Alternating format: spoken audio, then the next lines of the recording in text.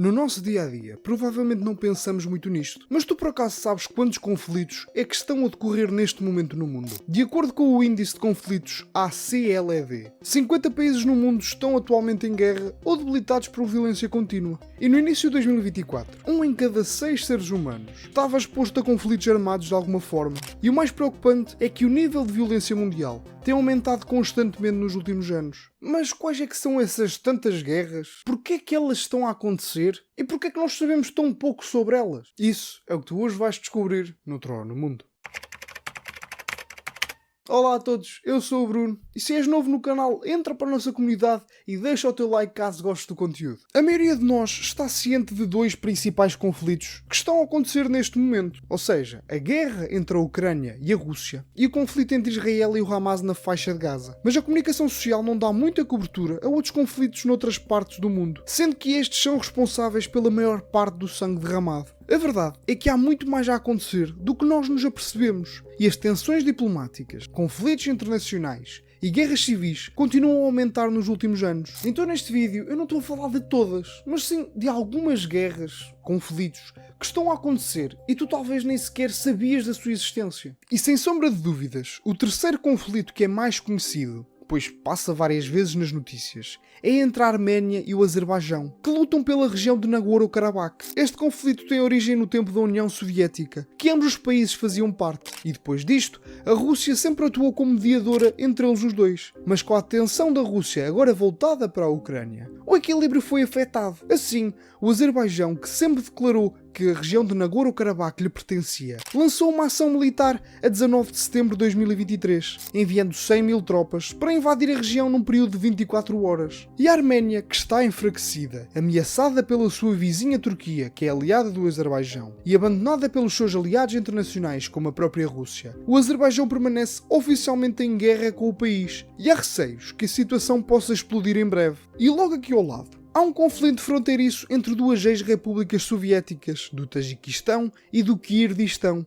Um conflito que ganhou destaque em 2022, quando novas baixas ao longo da fronteira geraram receios que a instabilidade pudesse espalhar-se agora que a Rússia está distraída com a Ucrânia e não poderia mais mediar a disputa. E este conflito continua a causar vítimas, devido principalmente às caramuças na fronteira. Mas a Turquia interveio recentemente para tentar negociar um acordo entre os dois países. Agora no continente africano, a instabilidade sempre foi algo muito recorrente, onde, por exemplo, entre 2022 e 2023, uma perigosa crise transbordou a fronteira da República Democrática do Congo para o seu vizinho, o Ruanda. E nos últimos 10 anos, os rebeldes étnicos Tutsis do leste do país formaram um grupo militar rebelde contra o governo nacional. E em julho de 22, o governo congolês acusou o vizinho Ruanda de apoiar esses rebeldes, o que foi posteriormente confirmado por especialistas da ONU. E isto é algo que nós temos que ter em mente, pois muitos conflitos, principalmente em África, surgem porque dentro do mesmo país existem vários grupos étnicos que não se dão. E este é um fator que remonta desde a partilha de África de 1884, onde muitos povos com diferenças culturais gigantescas foram obrigados a estarem sobre o mesmo domínio e, posteriormente com a descolonização, as fronteiras permaneceram praticamente as mesmas. Assim, até hoje, existem vários episódios onde uma maioria dentro de um país subjuga uma minoria. E um exemplo disto foi o que aconteceu em Ruanda em 1994, onde extremistas da etnia Hutu cometeram um genocídio contra outras minorias, principalmente os Tutsis, levando à morte de 800 mil pessoas. E para ti que tu não sabes o que é um genocídio, eu aconselho-te a ver um vídeo que eu fiz recentemente, que literalmente o título é O que é um genocídio, onde eu comparo dois episódios que são considerados por muita gente como genocídios, principalmente a guerra na faixa de Gaza, que é algo atual, e o Holodomor, que foi a grande fome ucraniana que aconteceu na década de 30. E isto é para tu perceberes bem como é tão difícil definir algo como genocídio ou não. Agora, a República dos Camarões sofre uma guerra civil desde 2016, quando separatistas da região da Amazónia declararam sua independência. Os Camarões já foram divididos anteriormente numa colónia francesa e britânica. E o resultado é que a região da Amazónia é de língua inglesa, enquanto o resto do país fala francês. E esta crise é praticamente uma guerra de línguas, onde a minoria de língua inglesa luta contra a maioria francófona, que é mais rica e poderosa. E isto é um ponto importante para percebermos, é que nem sempre uma guerra é um conflito entre duas nações, pois existem guerras civis e estão a acontecer em várias partes do mundo. E um exemplo disto é noutra ponta do continente. O Sudão está a ser dilacerado por uma guerra civil, onde facções militares realizaram um golpe de Estado em 2021. E a ONU está seriamente preocupada com a instabilidade do país, pois milhões de pessoas foram deslocadas para campos de refugiados. E os crescentes confrontos ameaçam espalhar-se para o Sudão do Sul, que ganhou a sua independência do Sudão em 2011. E uma das piores situações em África está atualmente na região do Tigray, na Etiópia. Tigray já é uma das áreas mais pobres do país e tem um histórico de conflitos, incluindo a guerra com a Eritreia, nos anos 90. Mas em 2021, o primeiro-ministro e o seu partido ganharam a maioria no parlamento e pediram mais centralização no poder, o que levou a uma rebelião no Tigray, que foi duramente reprimida. E atualmente, mais de metade da população do Tigray, cerca de 3,5 milhões de pessoas, está à beira da fome. E além disso, a Etiópia está a tentar estabelecer um porto na Somalilândia, o que pode espalhar a guerra para essa região, já que a Somália opõe-se à independência da Somalilândia. Somali quê? Somalilândia? Mas que raio é isso? Eu pensei que só existia um país chamado Somália. A Somalilândia é um país que não é reconhecido internacionalmente, mas declararam a sua independência da Somália em 1991. E embora a Somália não reconheça a sua independência, eles são na prática um Estado independente. Mas para tu não ficares confuso, imagina isto. Portugal, por exemplo. Ele, para ser considerado um país, tem que ser reconhecido internacionalmente para fazer várias coisas, como por exemplo participar na Assembleia da ONU. Mas caso Portugal não fosse reconhecido por nenhum outro país, o que é que acontecia? Nós continuaríamos a ter a nossa fronteira, o nosso governo, a nossa população, a nossa língua. Basicamente, o que iria acontecer é que nós iríamos ter mais dificuldades no contexto internacional. Mas na prática seríamos um Estado independente como os outros. E há muitos países que sofrem com este problema, como o Kosovo, Taiwan e a Somalilândia, onde muitos países, como por exemplo os países europeus, preferem não reconhecer a independência. Basicamente eles não dizem sim nem não, para tentar evitar conflitos na região, mesmo que não mude muita coisa. Mas neste contexto, a Somália não gostaria que a Etiópia fizesse negócios numa região que para eles é considerada como rebelde, e isto pode gerar uma escalada de tensões na região. Agora, outro país que sofre uma guerra civil há décadas é a Líbia. Desde a deposição de Gaddafi, o governo nacional lutou para manter o controle do país contra uma ampla gama de diferentes facções armadas. E os rebeldes tomaram o controle de várias cidades da região e formaram dois principais governos rivais em 2015. E a Líbia está num estado constante de guerra, com várias facções, ocasionalmente conquistando terreno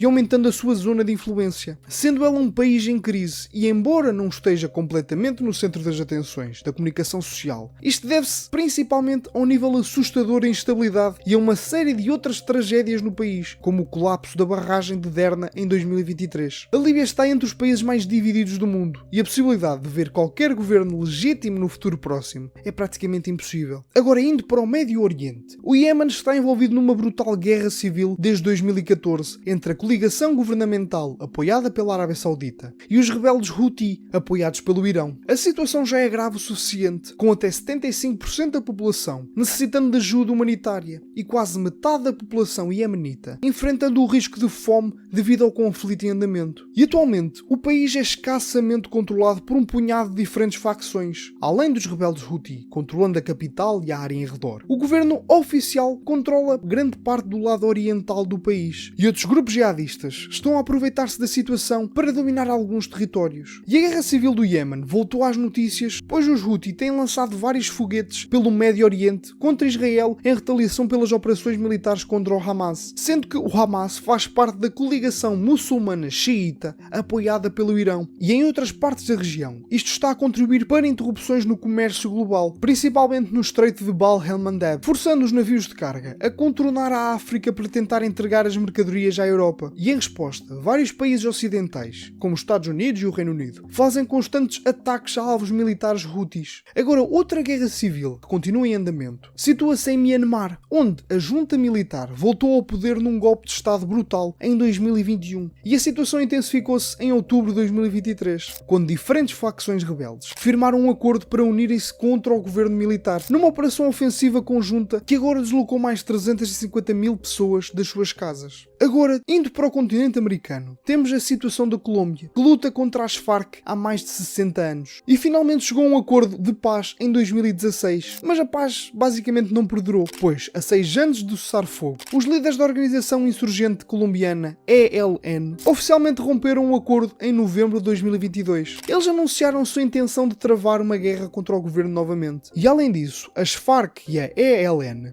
encontraram o seu território invadido por outras facções criminosas que estão a tentar expandir o seu comércio ilegal de drogas para outros mercados, como o México e o Brasil. E o problema dos narcotraficantes é um problema que se espalha por todo o continente, onde no México, por exemplo, a situação do crime organizado continua a deteriorar-se e os cartéis de droga tornaram-se poderosos o suficiente para dominar regiões inteiras do país. E embora ainda não tenha chegado ao nível de uma guerra civil, a violência no México está entre as mais mortais do mundo, enquanto o governo federal luta para manter o controle do país. Agora, outro possível conflito internacional pode incluir entre a Venezuela e a Guiana, depois que a Venezuela votou para reivindicar grande parte do território da Guiana e, além disso, enviou várias tropas para a fronteira. Agora, outro país latino-americano em risco é o Haiti, onde a capital Porto Príncipe está num estado constante de anarquia, uma cidade com apenas 1,3 milhões de habitantes, onde as gangues assumiram o controle e há uma taxa de homicídios sem precedentes. Os especialistas concordam que o Haiti está numa guerra civil desde 2018 e a situação não parece que vai melhorar tão cedo. E cada vez mais nós vemos pessoas a tentar atravessar a fronteira para a República Dominicana ou tentar arranjar barcos improvisados para chegar aos Estados Unidos. E a África e a América Latina não são os únicos locais onde a violência está praticamente fora de controle. O Afeganistão está num estado contínuo de guerra civil desde que os Estados Unidos saíram em agosto de 21